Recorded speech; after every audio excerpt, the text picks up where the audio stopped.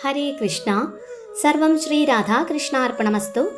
അധ്യായം 5 കർമ്മയോഗം, കൃഷ്ണാവബോധത്തിൽ പ്രവർത്തനം. ശ്ലോകം 16. ജ്ഞാനേന തു തദജ്ഞാനം യേഷാം നാശിതമാത്മനഃ തേഷാമാദിത്യവജ്ഞാനം പ്രകാശയതി തത്പരം. വിവർത്തനം.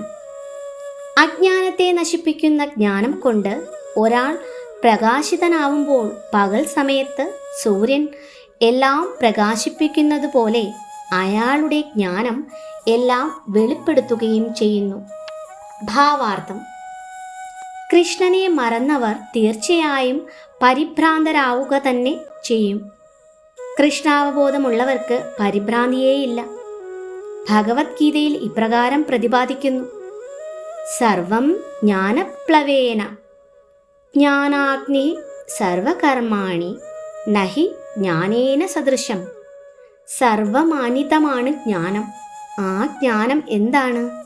ഒരാൾ സ്വയം കൃഷ്ണന് സമർപ്പിതനാകുമ്പോഴാണ് പരിപൂർണ ജ്ഞാനം ഉദിക്കുന്നത്. ബഹൂനാം ജന്മനാമന്തേ ജ്ഞാനവാൻ മാം പ്രപദ്യതേ എന്ന് ഭഗവത്ഗീത 7:19 പറയുന്നു. അനേകം ജന്മങ്ങൾക്കു ശേഷം പരിപൂർണ ജ്ഞാനം നേടിയ ജീവൻ കൃഷ്ണന് സ്വയം സമർപ്പിതനാകുമ്പോൾ അഥവാ കൃഷ്ണാവബോധം ഉദിക്കുമ്പോൾ പകൽ വെളിച്ചത്തിൽ എന്ന പോലെ സർവവും പ്രകാശിതമായി തീരും. ജീവാത്മാവ് പലതരത്തിലും പരിഭ്രാന്തനാണ്. ഉദാഹരണമായി, താൻ തന്നെയാണ് സർവേശ്വരനെന്ന് ചിന്തിക്കുമ്പോൾ ജീവൻ അജ്ഞാനത്തിൻ്റെ അവസാനത്തെ കെണിയിലാണ് വീഴുന്നത്. ജീവാത്മാവ് ഈശ്വരനാണെങ്കിൽ അയാൾ എങ്ങനെ അജ്ഞാനത്തിൻ്റെ വ്യാമോഹത്തിൽപ്പെടും?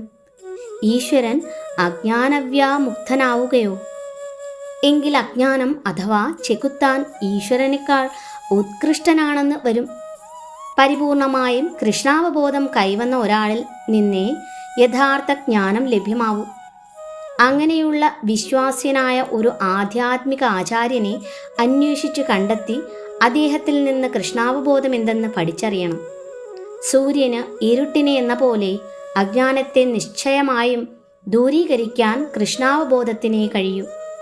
താൻ ഈ ശരീരമല്ല എന്നും അതിനതീതമാണെന്നും പൂർണ്ണമായി മനസ്സിലാക്കിയാലും ജീവാത്മ പരമാത്മാക്കൾ തമ്മിലുള്ള വ്യത്യാസം ഒരാൾക്ക് അറിയാൻ കഴിഞ്ഞില്ലെന്നു വരാം. സമ്പൂർണനും വിശ്വാസ്യനും കൃഷ്ണാവബോധമുള്ളവനുമായ ആധ്യാത്മിക ഗുരുവിനെ അഭയം പ്രാപിച്ചാൽ അയാൾക്ക് എല്ലാം നന്നായി അറിയാൻ കഴിയും.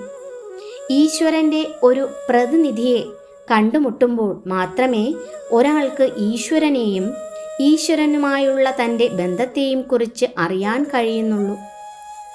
ഈശ്വരന് ലഭിക്കുന്ന ആദരങ്ങൾ എല്ലാം ലഭിക്കുന്നുവെങ്കിലും ഈശ്വരൻ്റെ ഒരു പ്രതിനിധി ഒരിക്കലും താൻ ഈശ്വരനാണെന്ന് അവകാശപ്പെടാറില്ല.